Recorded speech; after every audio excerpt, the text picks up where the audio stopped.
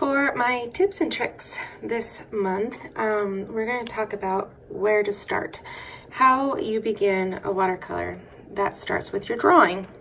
So what you'll need is a drawing pencil. This is just an HB pencil from Dick Blick, who has gotten really small. And if you don't have one of these, I highly suggest it. It's a way to have your small pencil, but have it last longer.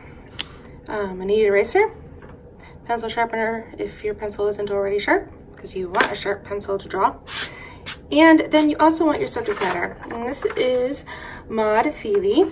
When you begin drawing, a lot of people misunderstand that you don't need to draw to do watercolor, and you do. I always hold the pencil like this. The reason is I have less control. I love detail. I'm pretty sure you guys already know that. So if I hold it like this, I want to get really detailed really fast. I also end up putting more pressure onto the paper, and I don't want to do that either.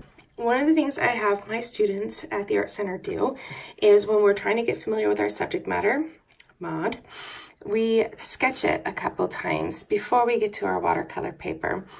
So, but you got to get the drawing done. So I encourage you to practice this. Okay, so I got to get my circle.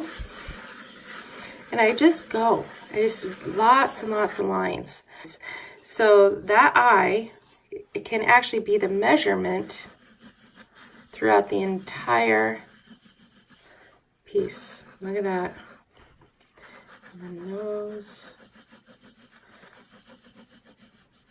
Down to the mouth. So the eye can actually get you all the way down. Just that measurement becomes like your little mini ruler. So like I can see a little shadow right here. That shadow denotes to me, there's a little shadow right there, denotes to me that there is a cheekbone. So on my drawing, that's where my cheekbones are. So I'm using that to help me map where things are. And that's going to be helpful when it comes down to painting her, because then I'm going to know exactly where I want to put some color to help share the form of her face. Okay, it also gives me an idea about what I need for her chin, because I can just draw a line down. Well, that's where her chin is, right? So the angle comes up and then meets with this. So then I'm able to get her face shape.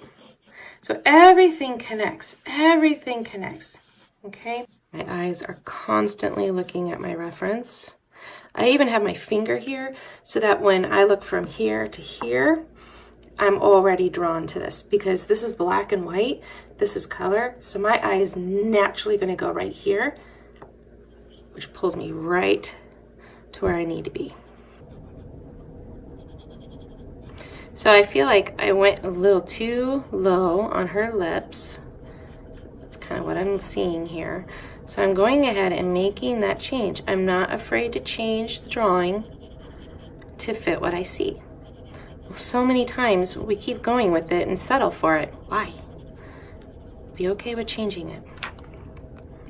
I'm going to clean her up, because then I can see more of what I'm doing. So I'm going to take my kneaded eraser. I'm going to lightly go in, clean up what I don't need.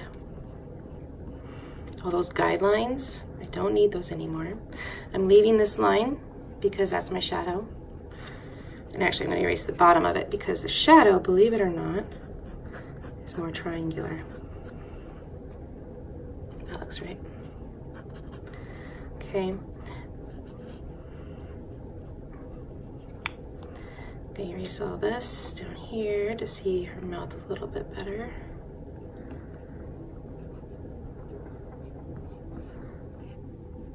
Chin. Here, to be able to get the neck in there, is because I don't have a whole lot of information, her hair's covering all the information, I'm going to base it on my shadows, okay? And if I go in and I draw my shadows, they tell me, here's her collarbone, okay?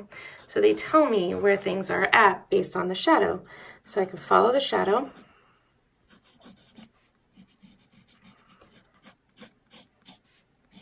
And there's her collarbone. I'm also going to go ahead and map in my shadows.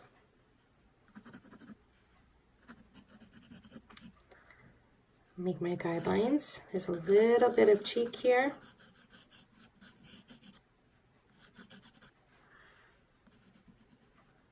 Not much shadow on the nose. This is all in shadow. This is all in shadow. Got shadow here on our eyes. We got a little bit of shadow here. And we have a little bit of light here. So this is all in shadow. A little bit of light here. And the rest of it's in shadow.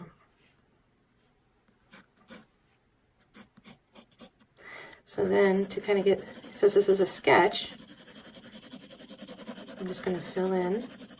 So I encourage you to definitely practice this more and just pull up some images that you're attracted to. Make sure you draw something that you like and continue to practice mapping and working your way through. Good luck.